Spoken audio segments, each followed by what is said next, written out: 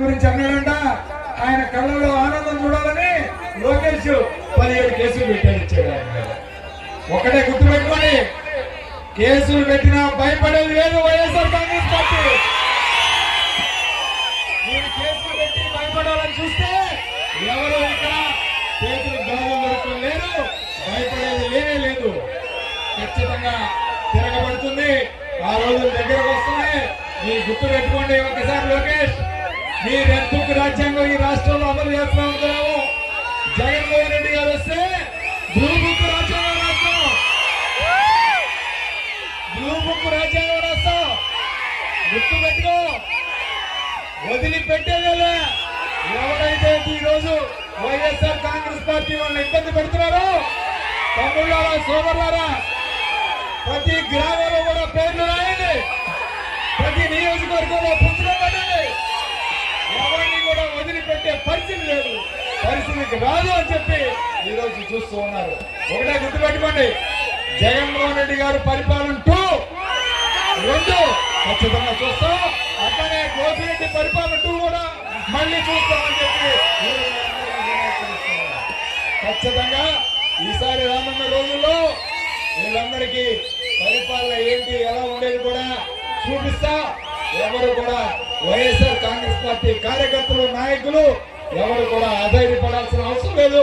ధైర్యంగా ఉండండి. సమయం మనకు వచ్చినప్పుడు ఖచ్చితంగా మనం కూడా చూపించాలి. మొన్న తెనాలి వెళ్తే జగన్మోహన్ రెడ్డి గారు 50,000 మంది వచ్చారు పెళ్లికి వెళ్తే.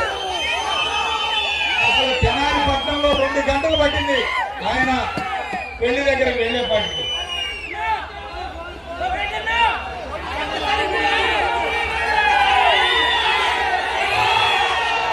కాబట్టి ప్రజల్లో వ్యతిరేకత ప్రారంభమైంది. రైతులు ఇబ్బంది పడుతున్నారు, డ్వాక్రా మహిళలు అక్క చెల్లెలు ఇబ్బంది పడుతున్నారు, విద్యార్థులకు ఫీజు రియంబర్స్మెంట్ లేదు. అట్లానే అయిపోయింది.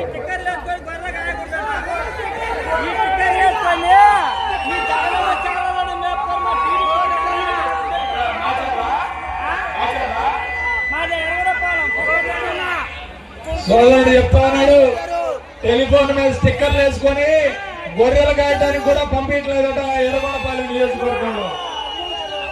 ఈ విధంగా వీళ్ళ అరాచకత్వం, వీళ్ళ యొక్క ఇది ఒక్కసారి మళ్ళీ అందరం కూడా సమైక్యంగా ఉన్నాం. మనలో ఏదైనా విభేదాలు ఉంటే పక్కన పెట్టి అందరం కలిసి మళ్ళీ జగన్మోహన్ రెడ్డి గారిని ముఖ్యమంత్రి చేసుకుందాం.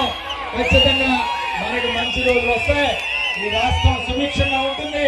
ఖచ్చితంగా మళ్ళీ జగనన్న 2 పరిపాలన తీసుకొచ్చే కార్యక్రమం చేద్దామని తెలియజేస్తూ ఈరోజు విప్పర్లరెడ్డిపాలెంలో ఈ ప్రభ ఏర్పాటు చేసిన సోదరులకి అందరికీ, ఈ కమిటీ సభ్యులందరికీ కూడా నా హృదయపూర్వక ధన్యవాదాలు తెలుపుకుంటూ ఖచ్చితంగా మళ్ళీ జగన్మోహన్ రెడ్డి గారి పరిపాలన వస్తుంది. అందరం కూడా కలిసి మళ్ళీ సమైక్యంగా పోరాటం చేద్దామని తెలియజేస్తూ జై జగన్.